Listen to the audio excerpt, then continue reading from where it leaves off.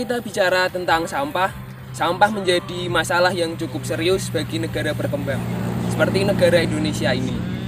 Dapat dilihat di belakang saya ini terdapat tumpukan gunung sampah dari masyarakat sekitar.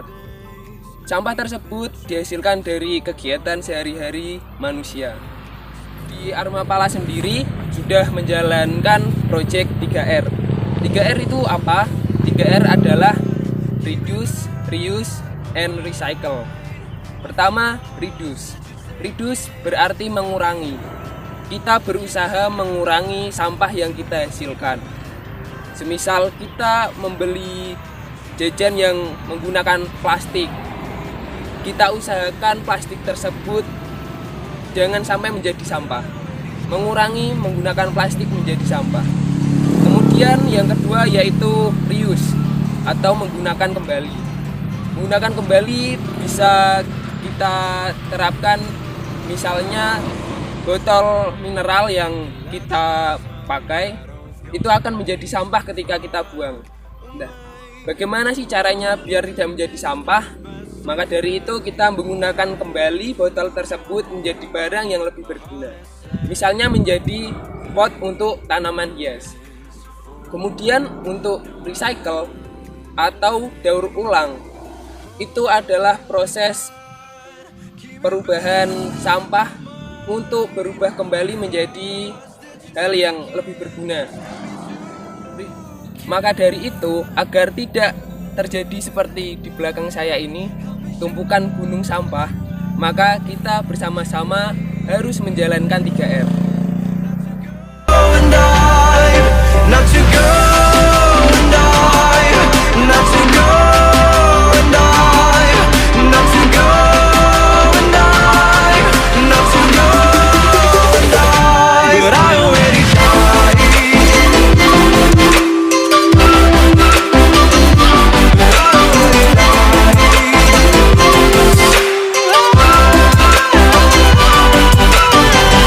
Salam lestari. Perkenalkan, nama saya Iqbal Iswandaru dari Angkatan 7. Di sini saya akan menyampaikan materi tentang hutan. Hutan itu apa sih?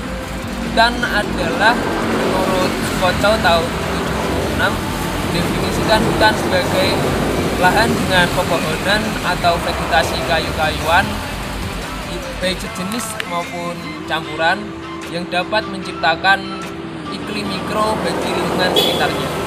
Sedangkan menurut Peraturan Menteri Kehutanan P.14 tahun 2004, hutan adalah lahan seluas minimal 0,25 hektar dengan tutupan tajuk pohon minimal 30% dan dengan pepohonan minimal ketinggian 5 meter.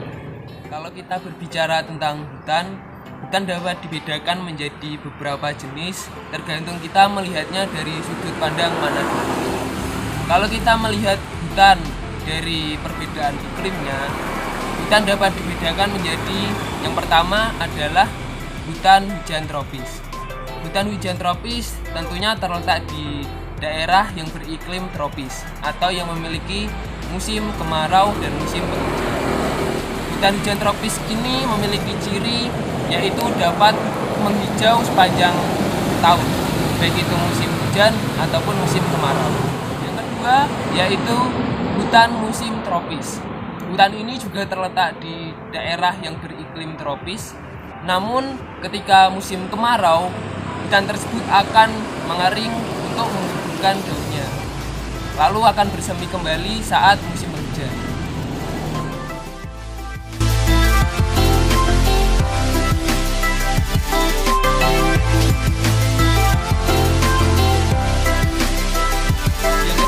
Adalah hutan sabana. Hutan sabana adalah hutan yang dipenuhi dengan rumput-rumputan dan tumbuhannya itu jarang. Jadi hutan sabana itu bisa dikatakan sebagai padang rumput. Yang keempat yaitu hutan mangrove. Hutan mangrove adalah hutan yang terdapat di iklim dengan perairan pasang surut air laut. Jadi hutan mangrove itu ditumbuhi oleh tumbuhan-tumbuhan yang dapat hidup di daerah pasang surut air laut. Yang kelima adalah hutan pegunungan tropik. Hutan ini terletak di daerah yang beriklim tropis, namun berada di daerah pegunungan. Hutan ini dapat dilihat dalam tajuk tutupannya itu terdapat kabut.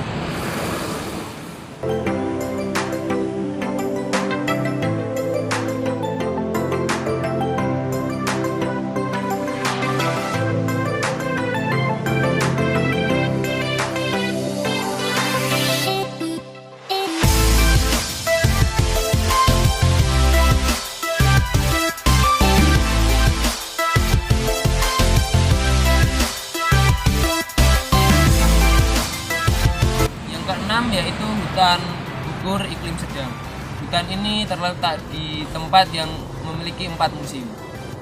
Kemudian yang ketujuh ada hutan lumut. Hutan ini berada di ketinggian lebih dari 2500 mdpl. Lumut ini berupa lumut kerak yang menempel pada tumbuhan kerdil. Kemudian yang kedelapan ada taiga. Taiga adalah hutan yang berada di iklim yang sangat dingin. Contohnya adalah hutan yang berada di pegunungan salju. Kemudian yang terakhir yaitu adalah hutan gurun. Hutan ini sangat sedikit sekali tumbuhannya, hanya bisa dijumpai kaktus. Selanjutnya kalau kita lihat dari berdasarkan terbentuknya, hutan dibagi menjadi 2, yaitu hutan alami dan hutan buatan. Hutan berdasarkan statusnya dapat dibedakan menjadi 3 jenis. Yang pertama adalah hutan negara. Hutan negara adalah hutan yang dimiliki oleh negara. Kemudian yang kedua adalah hutan hak. Hutan hak adalah hutan yang berada di tempat yang masih dimiliki oleh individu ataupun badan hukum. Yang ketiga adalah hutan adat. Hutan adat adalah hutan negara yang berada di tempat masyarakat adat. Lalu hutan berdasarkan jenis tanamannya dapat dibedakan menjadi 2, yaitu hutan heterogen atau hutan campuran yang terdiri dari tanaman yang berbeda-beda, dan kemudian ada hutan homogen, yaitu hutan yang terdiri dari satu jenis tumbuhan. Dan yang terakhir, hutan dapat dibedakan berdasarkan fungsinya. Yang pertama adalah hutan lindung. Hutan lindung berfungsi untuk melindungi seluruh ekosistem yang berada di dalam hutan tersebut, termasuk dari tanah, air, flora dan fauna yang berada di dalamnya. Kemudian ada hutan suaka. Hutan suaka ini ada 2 jenis, yaitu suaka margasatwa dan cagar alam. Suaka margasatwa berfokus pada konservasi faunanya, sedangkan cagar alam berfokus pada konservasi flora. Selanjutnya ada hutan wisata. Hutan wisata ini adalah hutan yang dapat diperuntukkan untuk kegiatan pariwisata. Dan yang terakhir adalah hutan produksi. Hutan produksi adalah hutan yang dapat dimanfaatkan hasil kayunya maupun hasil non-kayu.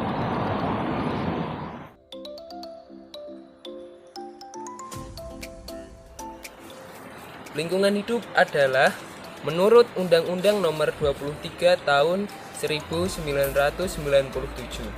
Lingkungan hidup adalah kesatuan ruang dengan semua benda, daya, keadaan, dan makhluk hidup, termasuk manusia dan perilakunya, yang mempengaruhi kelangsungan kehidupan dan kesejahteraan manusia serta makhluk hidup lain. Jadi, segala sesuatu yang berhubungan dengan kehidupan, termasuk makhluk hidup itu sendiri, itulah yang dinamakan lingkungan hidup. Keadaan lingkungan hidup di Indonesia memiliki keragaman hayati yang sangat besar atau yang biasa disebut dengan mega biodiversitas. Mega biodiversitas tersebut disebabkan karena kondisi letak geografis Indonesia yang berupa negara kepulauan. Hal tersebut merupakan anugerah yang dapat dimanfaatkan bagi seluruh bangsa Indonesia. Kerusakan lingkungan hidup dapat disebabkan oleh manusia dan dapat disebabkan juga oleh alam. Disebabkan manusia karena manusia sekarang ini terlalu banyak menggunakan sumber daya dari alam tanpa memikirkan kelestariannya.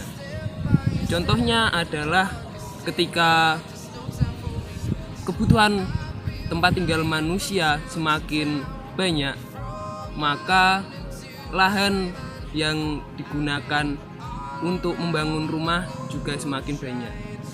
Lahan tersebut terbuat dari lahan yang sebelumnya hutan, namun sekarang dialihfungsikan menjadi hutan rumah.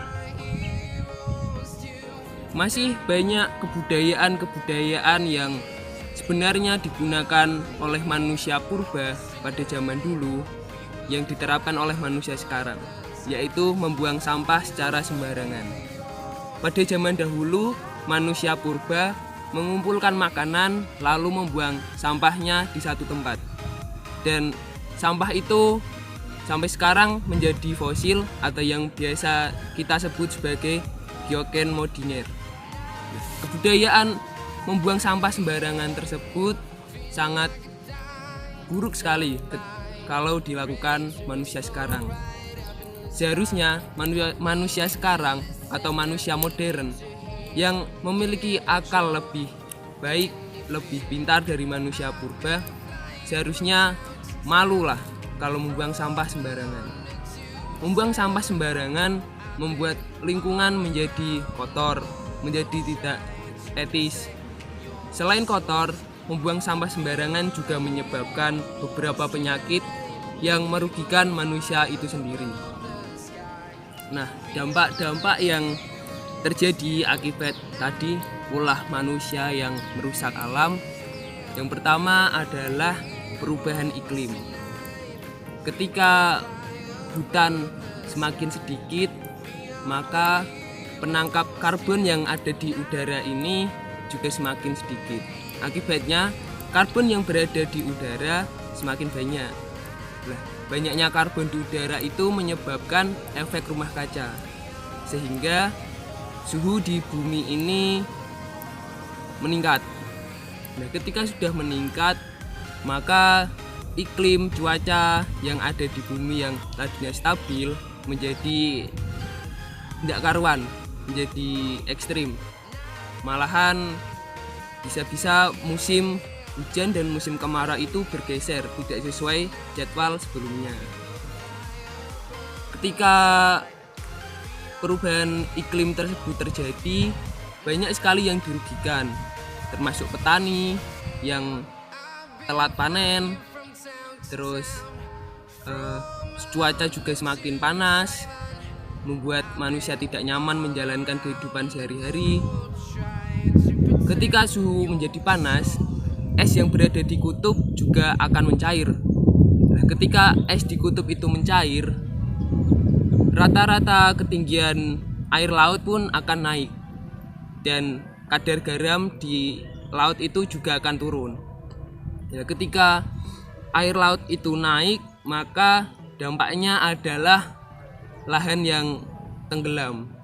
Di tahun 2050 ada prediksi sebuah peta yang menunjukkan Pulau Jawa itu sebagian besar akan tenggelam karena naiknya air laut. Selain perubahan iklim, juga perbuatan kerusakan dari manusia itu bisa menyebabkan banjir. Ketika hutan-hutan ini gundul, maka tidak ada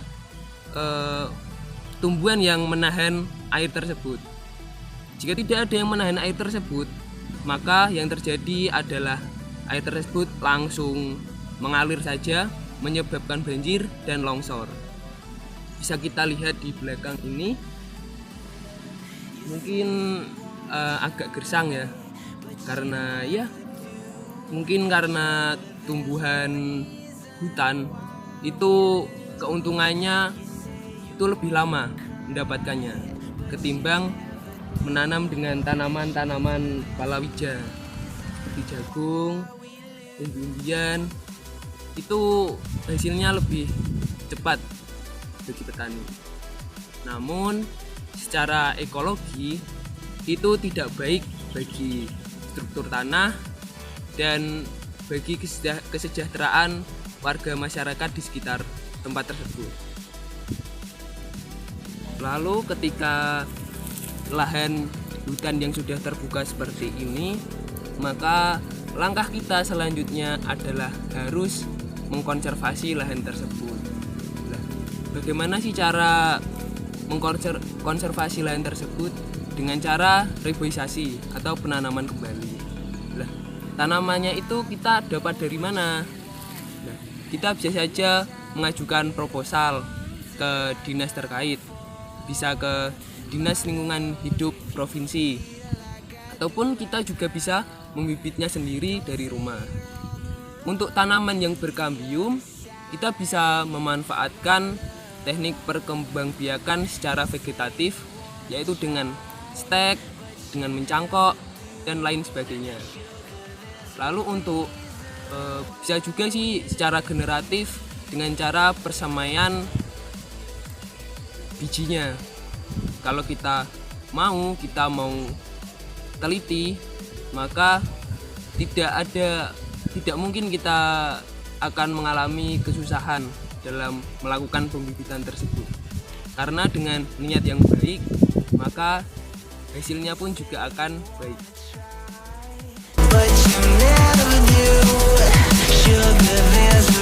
Ketika kita sedang berada di alam, bertemu dengan hewan liar, maka kita tidak boleh memberi makan mereka. Karena kalau kita memberi makan mereka, itu bisa membuat mereka ketergantungan dengan makanan tersebut. Jadi, biarkanlah mereka mencari makanan secara alami sesuai insting yang dimiliki mereka. Dari proyek 3R yang Armapala kerjakan, menghasilkan yang pertama yaitu EcoBrick. EcoBrick ini berasal dari kumpulan sampah-sampah plastik yang dimasukkan ke dalam botol, sehingga botol ini menjadi padat dan dapat digunakan untuk disusun menjadi barang yang lebih berguna. Misalnya menjadi kursi, meja, atau bahkan bisa dijadikan pot. Kemudian dari proyek 3R tersebut menghasilkan kerajinan juga. Kerajinan ini terbuat dari sampah-sampah plastik yang sudah tidak berguna, kemudian disusun secara kreatif menjadi hiasan untuk ditaruh di meja. Sebagai generasi muda, pemuda yang masih memiliki banyak tenaga, gunakanlah tenaga itu untuk hal yang lebih baik, bukan kita gunakan untuk hal-hal yang hanya menghabiskan tenaga tanpa menghasilkan suatu apapun. Maka dari itu, mari bersama-sama menjaga lingkungan sekitar untuk generasi selanjutnya. Sekian dari saya, Iqbal Wiswandaru dari Angkatan 7. Salam Lestari. Up above, all the hate that you've heard has turned your spirit to a dove. Oh.